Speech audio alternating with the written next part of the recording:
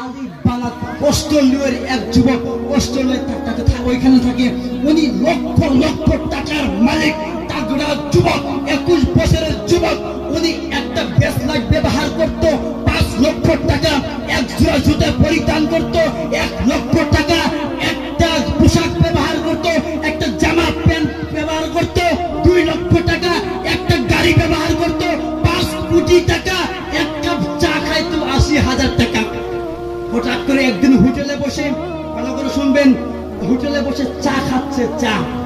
চা খাইতে খাইতে খাইতে খাইতে ঠোঁটের মাঝে ফোসকা পড়ছে, চামড়া উঠে গেছে।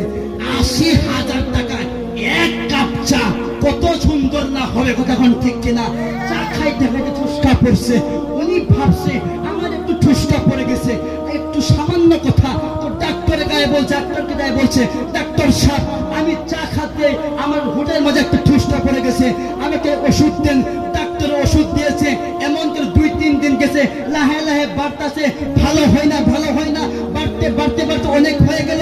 এখন লোকে বলছে তুমি একটা বড় ডাক্তারে যাও, যাওয়ার পরে তুমি তাকে পরীক্ষা করো, চিকিৎসা করো, কি হয়েছে তোমার হোটেলের মাঝে। তো উনি মানুষের পরামর্শ নিয়ে যখন একটা বড় ডাক্তারের কাছে গেছে, যাওয়ার পরে ওই ডাক্তারকে বলছে, ডাক্তার সাহেব আমি একটু সামান্য চা খাইতে আমার ঠোঁটের মাঝে ফোসকা পড়লো, আমি ডাক্তার দেখাইলাম, ভালো হয় না, আপনি ভালো করে আমাকে চিকিৎসা করে দেন, আমাকে ভালো করে দেন। ওই ডাক্তার সব পরীক্ষা করে দেখে, প্যারা মুসলমান, আজ কিসের অহংকার, কিসের টাকার বাহাদুরি করো, কিসের রক্তের বাহাদুরি করো, 1 সেকেন্ড লাগবে না, তোমার চোখ অন্ধ হয়ে যাবে, তোমার দেহ মিটে যাবে। আরে আল্লাহর বান্দা নবীর উম্মতের দল, ওই ডাক্তার সব বলছে আলী বানাত তোমার হুটের মাঝে ক্যান্সার হয়ে গিয়েছে, তোমার ক্যান্সার হয়ে গিয়েছে, এমন ক্যান্সার হয়েছে, ক্যান্সারের 4টা স্টেজ আছে। 1 নম্বর হয়ে গেছে বেঁচে যাবেন, 2য় নম্বর হয়েছে বেঁচে যাবেন, 3য় নম্বর হয়েছে বাঁচবেন না, 4র্থ নম্বর বাঁচবেন না। ডাক্তার বলল তোমার হুটের মাঝে ক্যান্সার হয়ে গেছে।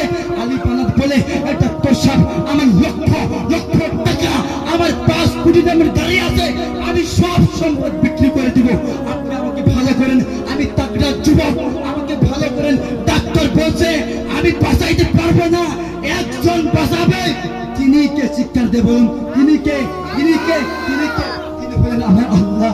ওই আলী বানাত বলছে, ডাক্তার সাহেব আমাকে আপনি ভালো করে দেন, আমার লক্ষ লক্ষ সম্পদ টাকা আছে, আমার কেউ না খাবে। তখন ডাক্তার সাহেব বলছেন, না আপনি একটা কাজ করতে পারেন। কি করবেন? আপনার সম্পদ, আপনার টাকা পয়সা, আপনি সব কিছু আল্লাহ রাস্তা দান করে দিবেন, আপনি বাঁচতে পারেন, আল্লাহ বাঁচাইতে পারে। খোদার কসম আলী বানাতকে এই পরামর্শ দিল।